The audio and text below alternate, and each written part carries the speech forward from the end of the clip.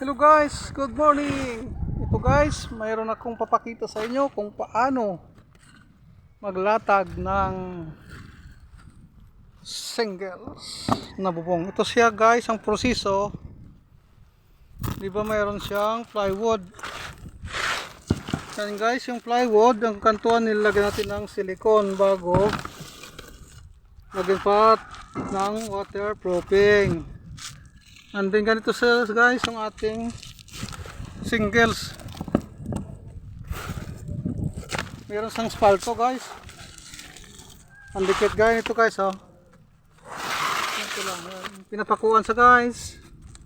And then meron siyang guhit, marker. Yan guys, ganito lang pag nagkabit oh, di ba? Kalahati.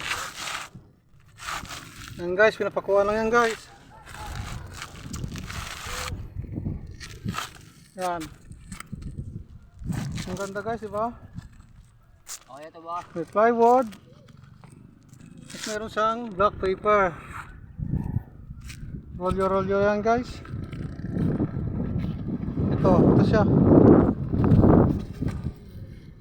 Yan. Yan na guys, ang ating bubong, shingles. Yan guys, sana may matutunan kayo sa aming trabaho. Please like, comment and share my video.